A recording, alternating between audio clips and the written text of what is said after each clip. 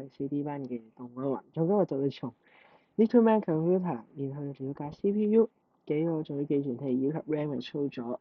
咁我哋首先講咗重要嘅寄存器先啦，就有 PC 程式計算器，就會係內含有下一個將被執行指令嘅RAM 記憶體嘅位置啦。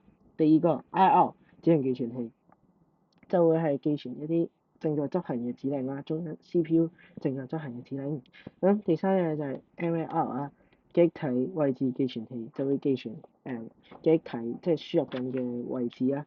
然後 MDR 數據寄存器就會寄存寫緊數嘅入面地址寫入即係輸入緊嘅數據。咁 AR 咧累加器就會係儲存 ALU 計算出嚟嘅結果啦。咁首先我哋就睇下呢一個 Little Man Computer 嘅例子啦。咁我哋就 run 一次試下先。咁咧就係、首先咧，我哋就可以見到啦。佢呢度佢要我哋輸入咗嘢先，咁啊就係我哋輸入22嚟做一個例子啦。咁我哋輸入咗22就會將佢儲存咗喺儲存咗累加器嗰度，咁咧就儲存咗喺度啦。然之後繼續，咁我就輸入8啦，咁呢個其實攞嚟就做咩？就攞嚟做加減法嘅，加法嘅。咁22加8就會等於30啦。咁點解會計到呢個30嘅結果出嚟咧？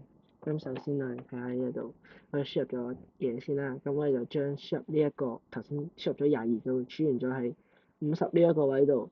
咁輸完咗50位咧，我哋又輸入多個8，咁8咧就會抽，咁我哋輸入完8之後咧，就會將50呢一樣嘢加喺累加器嗰度，咁就將兩個加埋一齊，咁佢哋就會喺入面進行運算啦，咁就即係就會進行運算，所以咧就會出到結果就係出到30呢樣嘅結果啦。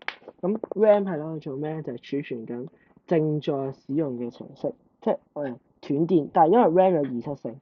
即係如果一熄咗佢就會冇咗一啲電，所以就會冇咗，咁咧就會，所以一定要插電。如果係冇電嘅話，就會冇咗消失啦。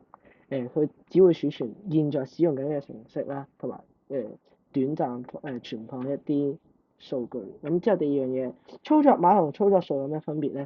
咁操作碼咧就係 add 啊呢一啲啦 ，add 啊 STA 呢啲操作碼，即係指令嚟嘅。咁操作數咧就係咩咧？就係要操作嘅內容，即係例如50啊呢啲。咁呢啲就係操作數啦。咁兩個有咩分別咧？就係一個就係內容有準確嘅內容，一個就係操作緊嘅嘢嘅操作碼。咁其實兩樣嘢就好大分別嘅。咁第三樣嘢咧，就係 STA01 可唔可以攞嚟儲存數據？其實係唔得嘅，因為 STA01 其實已經儲咗指令啦，即係佢指令係儲咗喺01呢個位，所以咧如果將呢個重複擺落去咧就係唔得嘅，就會重疊咗數據。咁所以就一定擠一啲空嘅位，例如50啊，例如19、18呢啲位置，即係反正係冇嘢嘅位置啦。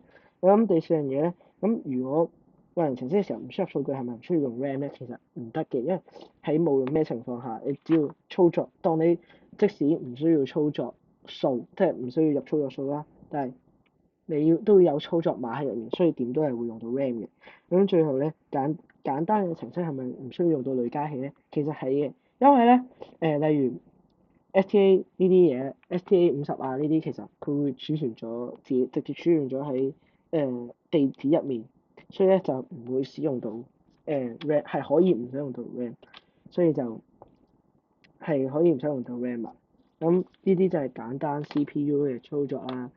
提取完資料，然後進行處理，之後釋出資料，咁呢個就係成個完整嘅 CPU 處理過程。佢今日嘅分享同埋介紹嚟到呢度，咁就多謝大家觀看。